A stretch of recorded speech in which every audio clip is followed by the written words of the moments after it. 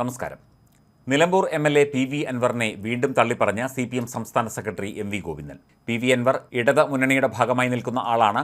അദ്ദേഹം ചില കാര്യങ്ങൾ പാർട്ടിക്ക് പരാതിയായി നൽകിയിട്ടുണ്ട്. ഇക്കാര്യത്തിൽ പരിശോധനകൾ നടത്തിവരുന്നുണ്ട്.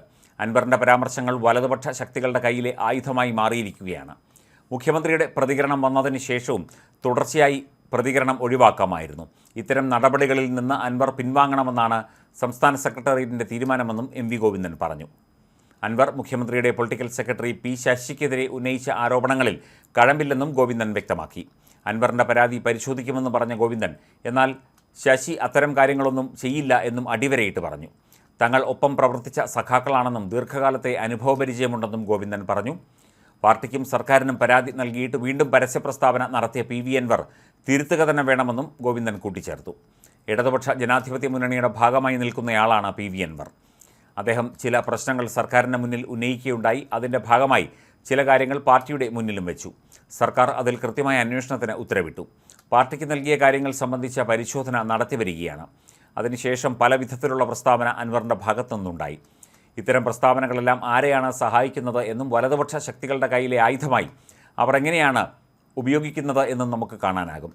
പാർട്ടിയുടെ മുന്നിലും സർക്കാരിൻ്റെ മുന്നിലും കാര്യങ്ങൾ ഉന്നയിച്ച ശേഷം ആവർത്തിച്ച പ്രസ്താവന അൻവർ ഒഴിവാക്കേണ്ടതായിരുന്നു എന്നാണ് CPM സംസ്ഥാന സെക്രട്ടേറിയറ്റിൻ്റെ അഭിപ്രായം. സർക്കാരിനെതിരായും പാർട്ടിക്കെതിരായും അന്തരീക്ഷത്തിൽ ഒരു മുഴക്കമുണ്ടാക്കാൻ ഈ പ്രസ്താവനകൾ ഇടം നൽകി.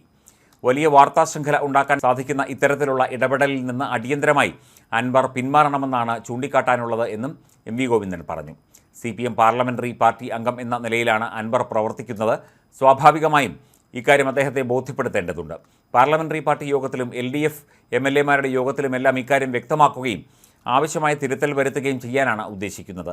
ഇനി തുടർന്ന് ഇത്തരത്തിലുള്ള പ്രസ്താവനകളും അവലംബിക്കരുത് എന്നാണ് പാർട്ടിക്ക് പറയാനുള്ളത് എന്നും ഗോവിന്ദൻ താക്കീത് നൽകി. നേരത്തെ മുഖ്യമന്ത്രി പിണറായി വിജയനും അൻവറിനെ തള്ളിയും ശശിയെ പിന്തുണച്ചും രംഗത്തെത്തിയിരുന്നു. ശശി മാതൃകാപരമായ പ്രവർത്തനം നടത്തുന്ന ആളാണെന്നും അൻവറിൻ്റെ ആരോപണത്തെ അർഹിക്കുന്ന അവജ്ഞയോടെ തള്ളുകയാണെന്നും മുഖ്യമന്ത്രി വ്യക്തമാക്കുകയുണ്ടായി. അതേസമയം ADGP M.R. അജിത് കുമാറിനെ ഡിസ്മിസ് ചെയ്യണം എന്ന ഒരു ആവശ്യമാണ് P.V. അൻവർ അടുത്തായി ഉന്നയിച്ചത്. ഇത്തരത്തിൽ ക്രിമിനൽ സ്വഭാവമുള്ള പോലീസുകാരെ സർവീസിൽ വച്ചുകൊണ്ടിരിക്കരുത്, അവരെ എത്രയും പെട്ടെന്ന് സർവീസിൽ നിന്ന് ടെർമിനേറ്റ് ചെയ്യണം എന്നുള്ള ഒരാവശ്യമാണ് P.V. അൻവർ ഉന്നയിച്ചത്. P.V. അൻവറിൻ്റെ പല ഗുരുതരമായ ആരോപണങ്ങളിലും CPM-ഉം മുഖ്യമന്ത്രിയും അടക്കം മുഖ്യമന്ത്രിയുടെ ഓഫീസും അടക്കം പ്രതിരോധത്തിലായിരുന്നു. പ്രത്യേകിച്ച് മുഖ്യമന്ത്രിയുടെ പൊളിറ്റിക്കൽ സെക്രട്ടറിക്ക് എതിരായുള്ള ആരോപണങ്ങളൊക്കെ തന്നെ ശക്തമായ വാദമായിട്ടാണ് അൻവർ ഉന്നയിച്ചത്. ഒപ്പം തന്നെ ADGP M.R. അജിത് കുമാർ പലതരത്തിലുള്ള കുറ്റകൃത്യങ്ങൾ ചെയ്തിട്ടുള്ള വ്യക്തിയാണ് എന്നതടക്കമുള്ള കാര്യങ്ങൾ P.V. അൻവർ ഗുരുതരമായ വിഷയമായി ഉന്നയിച്ചിരുന്നു. അൻവറിൻ്റെ ആരോപണങ്ങൾ പരിശോധിക്കുമെന്നാണ് ഇപ്പോൾ CPM സംസ്ഥാന സെക്രട്ടറി പറയുന്നത്. പക്ഷേ തുടർ ആരോപണങ്ങൾ ഇത്തരത്തിൽ ഒരു പരമ്പരയായി ഓരോ ദിവസമായി ഇങ്ങനെ ഉന്നയിക്കുന്നത് പാർട്ടിക്കും സർക്കാരിനുമൊക്കെ തന്നെ ക്ഷീണമുണ്ടാക്കും. അത്തരം ഗുരുതരമായ ആരോപണങ്ങൾ ഉന്നയിക്കുന്നത് നിർത്തുകയാണ് വേണ്ടത്.